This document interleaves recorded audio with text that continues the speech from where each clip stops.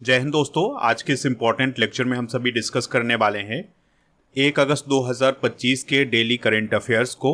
तो आप इस पूरे लेक्चर को बहुत ही ध्यान से लास्ट तक जोड़ देखिएगा। लास्ट में आपसे क्वेश्चन पूछा जाएगा जिसका आंसर कमेंट बॉक्स में बताना है। तो आज का पहला और इम्पॉर्टेंट क्वेश्चन है, सशस्त्र सीमा बल यानी एसएसबी के नए महानिदेशक के रूप में किसे नियुक्त किया गया है। काफ़ी इंपॉर्टेंट क्वेश्चन है। आंसर हो जाएगा संजय सिंघल को। तो जो संजय सिंघल हैं वो एसएसबी के नए डायरेक्टर जनरल अभी हाल ही में नियुक्त किए गए हैं। संजय सिंघल की बात करें तो वह 1993 बैच के एक आईपीएस ऑफिसर हैं।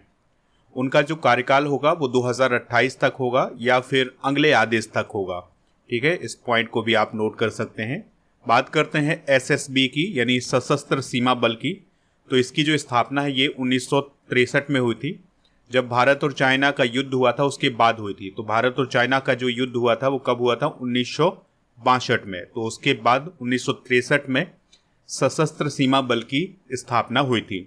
इसका जो मुख्य काम होता है ये भारत और नेपाल और भारत और भूटान सीमा की सुरक्षा करना। इसका जो हेडक्वार्टर है ये कहाँ पर स्थित है? नई दिल्ली में है। और ये और कौन कौन से काम करता है? तो मानव तस्करी को रोकता है और तस्करी, जाली मुद्रा और मादक पदार्थों की रोकथाम, आपदा राहत और चिकित्सा सहायता भी प्रदान करता है। तो ये कुछ उसके अन्य काम है। बाकी आपको याद रखना है कि ये भारत नेपाल और भारत भूटान की सीमा की सुरक्षा करता है। अर्धसैनिक बलों के कुछ प्रमुख डिस्कस करते हैं। जैसे बात करें बीएसएफ के डीजी कौन है? तो दलजीत सिंह चौधरी हैं। सीआरपीएफ के डीजी कौन है? ज्ञानेंद्र प्रताप सिंह। और सीआईएसएफ के डीजी कौन है? आरएस भट्टी। और एनएसजी के डीजी कौन है? वी श्रीनिवासन। और विशेष सुरक्षा समूह यानी एसपीजी के निदेशक कौन है? आलोक शर्मा। आईटीबीपी के डीजी कौन है? राहुल रसगोत्रा। और इंडियन कोस्ट गार्ड के डीजी हैं एस परमेश। एनडीआरएफ के डीजी हैं पीयूष आनंद। और दोस्तों बात करें अगर हम आरपीएफ की, तो आरपीएफ की अभी हाल ही में डीजी बनी है सोनाली मिश्रा। और असम राइफल्स के डीजी हैं विकास लखेड़ा। अगला क्वेश्चन है, डॉक्टर वीसी रॉय ट्रॉफी 2025-26 का विजेता कौन बना है? आंसर हो जाएगा मणिपुर। तो सबसे पहला क्वेश्चन यही है कि जो वीसी रॉय ट्रॉफी है ये किस खेल से संबंधित है? तो ये फुटबॉल से संबंधित है। इस बात को आप याद रखिएगा। तो 2025-26 का ये जो टाइटल है ये किसने जीता है? मणिपुर ने जीता है। तो उपविजेता कौन रहा है? पश्चिम बंगाल। विजेता मणिपुर और उपविजेता पश्चिम बंगाल रहा है। फाइनल मुकाबला मणिपुर और पश्चिम बंगाल के बीच में हुआ था। और ये जो प्रतियोगिता है ये कहाँ पर आयोजित की गई है? अमृतसर में आयोजित की गई है। दोस्तों मणिपुर की यह तीसरी खिताबी जीत है, यानी तीसरी बार मणिपुर ने इस ट्रॉफी को जीता है। इससे पहले 1998, 99, 2000 में इस ट्रॉफी को जीता था। अब 2025-26 में इस ट्रॉफी को जीता है मणिपुर ने। दोस्तों डॉक्टर वीसी रॉय ट्रॉफी की बात करें तो इसका जो नाम है ये डॉक्टर विधान चंद्र रॉय के नाम पर रखा गया है, जो कि एक स्वतंत्रता सेनानी थे और पश्चिम बंगाल के पूर्व मुख्यमंत्री थे। इन्हें भारत रत्न भी दिया गया है। इस पॉइंट को भी आप याद रखिएगा। तो इस ट्रॉफी की जो स्थापना है ये 1962 में हुई थी। और इसका जो आयोजन है ये ऑल इंडिया फुटबॉल फेडरेशन के द्वारा किया जाता है। 15 वर्ष से कम उम्र के जो खिलाड़ी होते हैं वो इसमें शामिल होते हैं। दोस्तों इस ट्रॉफी को सबसे ज़्यादा बार किसने जीता है या सबसे सफल टीम कौन है? वो है पश्चिम बंगाल। तो पश्चिम बंगाल ने 18 बार इस ट्रॉफी को जीता है। दोस्तों फुटबॉल से रिलेटेड कुछ इंपॉर्टेंट प्रतियोगिताएं डिस्कस करते हैं। जैसे यूफा महिला चैंपियंस लीग 2025 का विजेता है आर्सेनल और उप विजेता है बार्सिलोना। और सैफ अंडर 19 चैंपियनशिप 2025 का विजेता है भारत, उप विजेता है बांग्लादेश। प्रीमियर लीग चैंपियनशिप 2024-25 का विजेता है लिवरपूल, उप विजेता है आर्सेनल। और 78वीं जो संतोष ट्रॉफी 2024-25 में हुई थी उसका विजेता है पश्चिम बंगाल, उप विजेता केरल है। महिला यूरो कप 2025 की बात करें तो विजेता इंग्लैंड, उप विजेता स्पेन है। ठीक है, तो ये विजेता उप विजेता आप नोट कर सकते हैं। अगला क्वेश्चन है, किस राज्य में राष्ट्रपति शासन को अगले 6 महीने के लिए बढ़ा दिया गया है? आंसर हो जाएगा मणिपुर। ठीक है, तो मणिपुर में जो प्रेसिडेंट्स रूल है उसे अगले 6 महीने के लिए एक्सटेंड किया गया है।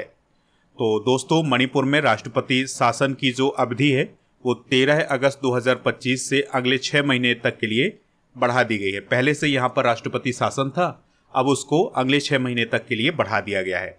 मणिपुर में 13 फरवरी 2025 को राष्ट्रपति शासन लागू किया गया था और अब उसको फिर से अगले 6 महीने के लिए बढ़ाया गया है। अनुच्छेद 356 के तहत राष्ट्रपति शासन अधिकतम 6 महीने के लिए लागू होता है और फिर उसके बाद संसद की मंजूरी के बाद फिर से इसे बढ़ाया जाता है। यानी कि राष्ट्रपति शासन अधिकतम 6 महीने के लिए लगता है, लेकिन संसद की अगर मंजूरी मिल जाती है तो इसे और भी आगे बढ़ाया जा सकता है। मणिपुर में यह जो राष्ट्रपति शासन है ये दूसरी बार संसद द्वारा मंजूर किया गया है। पहली बार फरवरी में, अब अगस्त में लागू होगा और ये अगले 6 महीने के लिए होगा। मणिपुर की बात करें तो पूर्वोत्तर के जो राज्य हैं, यहाँ पर आप पूर्वोत्तर के राज्य देख पा रहे हैं, तो यहाँ पर आप मणिपुर देख पा रहे हैं दोस्तों। इसकी जो कैपिटल है वो है इम्फाल और यहाँ पर अभी वर्तमान में कोई भी चीफ मिनिस्टर नहीं है। राज्यपाल हैं अजय कुमार भल्ला और विधानसभा की 60, राज्यसभा की 1, लोकसभा की यहाँ पर 2 सीटें हैं। नेशनल पार्क की बात करें तो केईबुल लामजाओ नेशनल पार्क और लोकटक झील यहाँ पर स्थित है। अगला क्वेश्चन है, लद्दाख ने किस तिथि को सिंधु नदी सफाई आंदोलन दिवस घोषित किया है?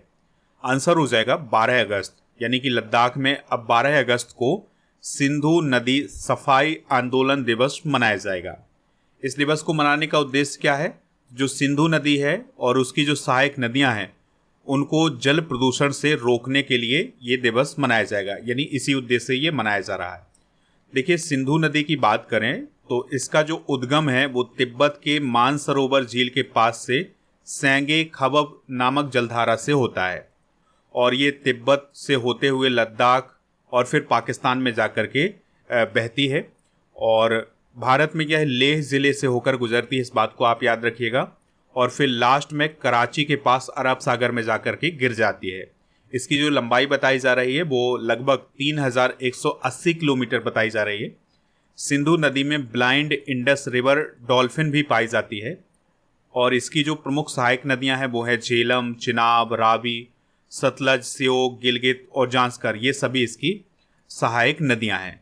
यहाँ पर दोस्तों रावी है, ठीक है, रबी नहीं है, रावी है। अगला क्वेश्चन है, वर्ल्ड एथलेटिक्स ने महिला एथलीट के लिए किस आनुवांशिक टेस्ट को अनिवार्य किया है? तो आंसर हो जाएगा इसका SRY जीन टेस्ट।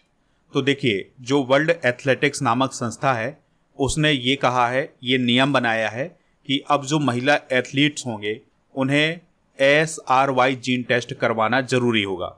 इस टेस्ट में ये पता चलता है कि कोई जो खिलाड़ी है उसमें क्या पुरुषों जैसे गुण तो नहीं है। जैसे कई बार ऐसा होता है कि कोई खिलाड़ी महिला वर्ग में शामिल हो जाता है लेकिन उसमें जो जैविक गुण होते हैं वो पुरुषों जैसे होते हैं, यानी कि उसमें महिलाओं से ज़्यादा अधिक ताकत होती है, कुछ गुण ऐसे होते हैं जो पुरुषों जैसे होते हैं। तो इससे होता क्या है कि जो महिला खिलाड़ी होते हैं, महिला एथलीट होते हैं, उनके साथ बेईमानी हो जाती है क्योंकि उनमें तो महिलाओं जैसे गुण है लेकिन उन्हीं में से एक एथलीट ऐसा है जिसमें पुरुषों जैसे गुण है, उसमें ताकत अधिक है। तो खेल को साफ सुथरा बनाने के लिए वर्ल्ड एथलेटिक्स ने ये फैसला किया है कि जो महिला एथलीट होंगे उन्हें अब SRY जीन टेस्ट करवाना होगा। देखिए, वर्ल्ड एथलेटिक्स संस्था की बात करें तो वर्ल्ड एथलेटिक्स अंतर्राष्ट्रीय स्तर पर एथलेटिक्स खेलों के लिए सर्वोच्च संस्था है। यानी कि जैसे दौड़, कूद, थ्रो, इन सभी की सबसे बड़ी संस्था कौन है? वर्ल्ड एथलेटिक्स है। इसकी स्थापना 1912 में हुई थी, लेकिन जब इसकी स्थापना हुई थी तब इसे international association of athletics federation बोला जाता था। अब इसे वर्ल्ड एथलेटिक्स बोला जाता है। 2019 में इसका नाम बदल करके वर्ल्ड एथलेटिक्स किया गया था। यह संस्था ओलंपिक, विश्व एथलेटिक्स चैंपियनशिप और अन्य अंतर्राष्ट्रीय प्रतियोगिताओं के लिए नियम बनाती है और उनका संचालन करती है। यानी ओलंपिक वगैरह के लिए नियम कौन बनाता है? वर्ल्ड एथलेटिक्स नामक संस्था बनाती है। इसका जो हेडक्वार्टर है वो कहाँ है? मोनाको में है। अगला क्वेश्चन है, वर्ल्ड वाइड वेब या WWW दिवस कब मनाया जाता है? तो यह दिवस हर साल 1 अगस्त को मनाया जाता है। ठीक है, इस दिवस को मनाने का उद्देश्य ये है कि जो वर्ल्ड वाइड वेब है या WWW है, इसके आविष्कार को सम्मान देना। इसका आविष्कार किसने किया था? टिम वर्नर्स-ली ने। जो WWW होता है यह इंटरनेट पर आधारित एक सेवा है जो वेब ब्राउज़र के माध्यम से वेबसाइटों और वेब पेजों तक पहुंच प्रदान करती है। यानी कि जब आप किसी साइट पर जाते हैं तो उससे पहले आप WWW लगाते हैं तो वो आपको उस वेबसाइट पर पहुंचा देता है। दोस्तों, अगस्त माह के प्रमुख दिवस एक बार रिवाइज करते हैं। तो 1 अगस्त को विश्व फेफड़े के कैंसर दिवस के रूप में मनाया जाता है या वर्ल्ड लंग कैंसर डे मनाया जाता है। और 6 अगस्त को हिरोशिमा दिवस, 7 अगस्त को राष्ट्रीय हथकरघा दिवस, 8 अगस्त को भारत छोड़ो आंदोलन दिवस, 9 अगस्त को नागासाकी दिवस, 10 अगस्त को विश्व शेर दिवस, 10 अगस्त को विश्व जैव ईंधन दिवस भी मनाया जाता है, 12 अगस्त को अंतर्राष्ट्रीय युवा दिवस, 12 अगस्त को विश्व हाथी दिवस, 13 अगस्त को विश्व अंगदान दिवस मनाया जाता है, 15 अगस्त को स्वतंत्रता दिवस, 19 अगस्त को विश्व मानवतावादी दिवस, 20 अगस्त को विश्व मच्छर दिवस, 20 अगस्त को सद्भावना दिवस, 20 अगस्त को भारतीय अक्षय ऊर्जा दिवस और 26 अगस्त को महिला समानता दिवस और 29 अगस्त को राष्ट्रीय खेल दिवस मनाया जाता है। अगला क्वेश्चन है, एयर न्यूजीलैंड का नया सीईओ किसे नियुक्त किया गया है? तो निखिल रविशंकर को नियुक्त किया गया है। जिस प्रकार से भारत में एयरलाइन कंपनी है एयर इंडिया, उसी प्रकार से न्यूजीलैंड की है एयर न्यूजीलैंड। तो उसके जो सीईओ बनाए गए हैं वो निखिल रविशंकर बनाए गए हैं, जो कि भारतीय मूल के हैं। उन्होंने सीईओ के रूप में ग्रेग फोरन का स्थान लिया है। देखिए, हाल ही में की गई कुछ महत्वपूर्ण नियुक्तियां एक बार रिवाइज कर लेते हैं। तो उत्पल कुमार सिंह संसद टीवी के सीईओ बने हैं। अनुराधा ठाकुर आरबीआई केंद्रीय निदेशक मंडल में निदेशक बनी हैं। प्रोफेसर उमा कांजीलाल इग्नू की पहली महिला कुलपति बनी है। संजय कोल गिफ्ट सिटी के एमडी और ग्रुप सीईओ बने हैं। दीपक बागला अटल इनोवेशन मिशन के निदेशक बने हैं। अजय कुमार श्रीवास्तव HAL के डायरेक्टर बने हैं और आर दोराई स्वामी LIC के एमडी और सीईओ बने हैं। सोनाली मिश्रा RPF की पहली महिला महानिदेशक बनी हैं। अभिजीत सेठ राष्ट्रीय आयुर्विज्ञान आयोग के अध्यक्ष बने हैं और संजोग गुप्ता ICC के सीईओ बने हैं। अगला क्वेश्चन है, क्लूचेव स्क्वायर ज्वालामुखी में विस्फोट हुआ है, यह किस देश में स्थित है? तो यह रूस में स्थित है। ठीक है, तो इसमें अभी हाल ही में विस्फोट हुआ है और ये जो ज्वालामुखी है यह कमचटका प्रायद्वीप में स्थित है और इसकी जो ऊंचाई है वो लगभग 4750 मीटर है। अभी हाल ही में जो कमचटका प्रायद्वीप है वहां पर 8.8 तीव्रता का शक्तिशाली भूकंप आया था। तो इसी भूकंप के कुछ घंटों बाद क्लूचेव स्क्वायर ज्वालामुखी में भी विस्फोट हुआ है। जो क्लूचेव स्क्वायर ज्वालामुखी है ये रिंग ऑफ फायर के अंतर्गत आती है। तो देखिए, रिंग ऑफ फायर क्या है? तो प्रशांत महासागर के चारों ओर एक रिंग बनी हुई है, एक क्षेत्र है जिसमें पृथ्वी के 75% सक्रिय ज्वालामुखी हैं और 90% भूकंप इसी क्षेत्र में आते हैं। यहाँ पर आप मैप देख पा रहे हैं, तो ये पैसिफिक ओशन है और ये जो पूरा पार्ट है जो आपको रेड कलर में दिखाई दे रहा है ये रिंग ऑफ फायर के अंतर्गत आता है। तो यहीं पर ज़्यादा भूकंप आते हैं, यहीं पर ज़्यादा ज्वालामुखी भी हैं। ठीक है, तो इस पूरे क्षेत्र को रिंग ऑफ फायर बोला जाता है।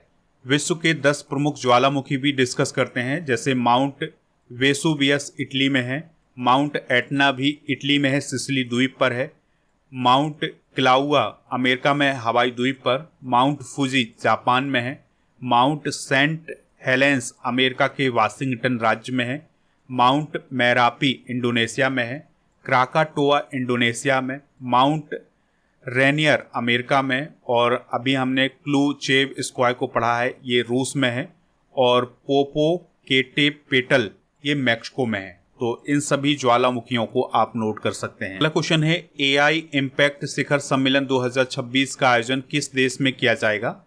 आंसर हो जाएगा भारत में। ठीक है, तो भारत में AI इम्पैक्ट शिखर सम्मेलन 2026 का आयोजन किया जाएगा। तो इसकी घोषणा भी हाल ही में केंद्रीय इलेक्ट्रॉनिक्स और सूचना प्रौद्योगिकी मंत्री अश्विनी वैष्णव जी के द्वारा की गई है।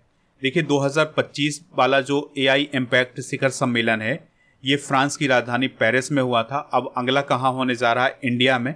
ठीक है, और ये फरवरी 2026 में होगा। प्रमुख सम्मेलन डिस्कस करते हैं तो सेना कमांडरों का सम्मेलन 2025 में नई दिल्ली में हुआ है। बिम्स्टेक सम्मेलन बैंकॉक थाईलैंड में हुआ है। G20 सम्मेलन 2025 साउथ अफ्रीका में होगा।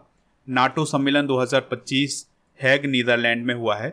G7 शिखर सम्मेलन 2025 कनाडा में हुआ है। ब्रिक्स शिखर सम्मेलन 2025 ब्राजील में हुआ है। क्वाड शिखर सम्मेलन 2025 भारत में होगा और COP30 सम्मेलन 2025 ब्राजील में होगा और विश्व सामाजिक सम्मेलन 2025 कतर में होगा और वेब्स 2025 का आयोजन मुंबई में किया गया है। अगला क्वेश्चन है, किस देश में 20 साल बाद फिर से विश्व के सबसे छोटे सांप की खोज की गई है? आंसर हो जाएगा बारबाडोस। तो बारबाडोस में 20 साल बाद फिर से विश्व के सबसे छोटे सांप की खोज की गई है और इस सांप को क्या बोला जाता है? बारबाडोस थ्रेड स्नेक बोला जाता है। तो इसकी खोज अभी हाल ही में की गई है। इसकी जो लंबाई है वो केवल 10 सेंटीमीटर की होती है और यह अंधा होता है, जमीन के नीचे बिल बनाता है और दीमक और चींटियों को खाता है। बारबाडोस का स्थानिक सांप है और अपने छोटे आकार के कारण ये एक सिक्के पर भी आ जाता है, यानी कि अगर इसे रखा जाए तो एक सिक्के के आकार में ये आ जाएगा। बारबाडोस की बात करें तो ये कैरेबियन सागर में स्थित एक द्वीपीय देश है। उत्तरी अमेरिका में ये स्थित है। ब्रिजटाउन इसकी कैपिटल है और बारबेडियन डॉलर इसकी करेंसी है। प्रधानमंत्री हैं मिया एमोर मोटली और ब्रिटेन से इसको स्वतंत्रता मिली थी 1966 में। अगला क्वेश्चन है, हांगकांग में स्थित नीलामी घर सोथबीज ने किससे संबंधित रत्नों की वापसी भारत को की है? आंसर हो जाएगा गौतम बुद्ध। तो देखिए, हांगकांग में एक नीलामी घर है जहां पर वस्तुओं को नीलाम किया जाता है, जिसका नाम है सोथबीज। तो वहां पर गौतम बुद्ध से संबंधित कुछ अवशेष रखे हुए थे, तो उनको वापस किया गया है इस नीलामी घर के द्वारा। तो ये भारत में 127 साल बाद यहाँ पर आए हैं। तो हांगकांग में स्थित नीलामी घर सोथबीज ने गौतम बुद्ध से संबंधित पवित्र रत्नों और अवशेषों का एक सेट भारत को लौटाया है। यह अवशेष पिपर हवा स्तूप सिद्धार्थनगर उत्तर प्रदेश से संबंधित हैं। इसमें हड्डियों के टुकड़े हैं, क्रिस्टल हैं और सोप स्टोन के ताबूत हैं, सोने के आभूषण हैं, रत्न हैं, मोती हैं। और ये जो अवशेष हैं वो 127 साल भारत में वापस आए हैं, इस बात को आप याद रखिएगा। तो इस प्रकार के जो अवशेष थे, जो कि कुछ रत्न हैं और कुछ आभूषण हैं, तो इनको वापस किया गया है नीलामी घर सोथबीज के द्वारा। दोस्तों, आप स्टडी करके ऐप को इंस्टॉल कर लें, जिसका लिंक डिस्क्रिप्शन बॉक्स में दिया गया है। तो यहाँ पर आपको 6 मंथ के current affairs, monthly current affairs की ई बुक आपको मिल जाएगी। इसके अलावा ईयरली करंट अफेयर्स की ई बुक भी ऐप पर मिलेगी। ऐप पर जो कोर्स एंड पीडीएफ वाला ऑप्शन है, यहाँ पर आपको राजा गुप्ता सर का जो अर्जुन जीएस फाउंडेशन बैच है ये मिल जाएगा, तो इसको प्राप्त कर लें, ठीक है। और इसके लिए आपको जो कूपन कोड यूज करना है वो रैनी 600 कूपन कोड यूज करना है। GK GS complete online batch भी आपको ऐप पर ही मिल जाएगा। चलिए दोस्तों, कल के करंट अफेयर्स को रिवाइज करते हैं। भारतीय सेना द्वारा दिव्य दृष्टि सैन्य अभ्यास कहाँ आयोजित किया गया है? सिक्किम में। दुनिया का छठा सबसे बड़ा भूकंप किस देश में आया है? रूस में। मेघनाथ देसाई का निधन हो गया है, वह कौन थे? अर्थशास्त्री। 6 साल का कार्यकाल पूरा करने वाली उत्तर प्रदेश की पहली राज्यपाल कौन बनी है? आनंदीबेन पटेल। और भारतीय तटरक्षक बल के लिए गश्ती पोत अटल कहाँ लॉन्च किया गया है? गोवा में। राष्ट्रीय शिक्षा नीति 2020 को लागू होने के कितने वर्ष पूरे हुए हैं? 5 वर्ष। तो ये कब हुए हैं? 29 जुलाई 2025 को। किस राज्य में 7 अगस्त को सतत कृषि दिवस के रूप में मनाया जाएगा? महाराष्ट्र। को मैं तूफान ने किस देश को प्रभावित किया है? चाइना। निसार उपग्रह किस रॉकेट से लॉन्च किया गया है? तो GSLV F-16 से। किस देश ने 16 वर्ष से कम उम्र के बच्चों के लिए यूट्यूब बैन किया है? ऑस्ट्रेलिया। दोस्तों, आज के जनरल नॉलेज के पिटारे में भारतीय नागरिकों को प्राप्त मूल अधिकार डिस्कस करेंगे। जैसे समता या समानता का जो अधिकार है वो अनुच्छेद 14 से अनुच्छेद 18 तक है। स्वतंत्रता का अधिकार अनुच्छेद 19 से 22 तक। शोषण के विरुद्ध अधिकार अनुच्छेद 23 से 24 तक। धार्मिक स्वतंत्रता का जो अधिकार है वो अनुच्छेद 25 से 28 तक है। संस्कृति और शिक्षा संबंधी अधिकार है 29 से 30 तक और संवैधानिक अधिकार है अनुच्छेद 32 में। तो ये हैं भारतीय नागरिकों को प्राप्त मूल अधिकार। कल के करंट अफेयर्स में आपसे पूछा गया था कि जो इंद्र अभ्यास है ये भारत और किस देश के बीच होता है? तो ये रूस और भारत के बीच होता है। तो लगभग सभी लोगों ने इसका राइट आंसर बताया हुआ है। आज आपके लिए क्वेश्चन है, किस अनुच्छेद में समानता का अधिकार वर्णित है? जो भी इसका राइट आंसर हो कमेंट बॉक्स में जरूर बताएं। स्टडी करके ऐप को इंस्टॉल कर लें, तो यहाँ पर monthly current affairs, yearly current affairs, half yearly current affairs, ये सभी ई बुक मिल जाएंगी।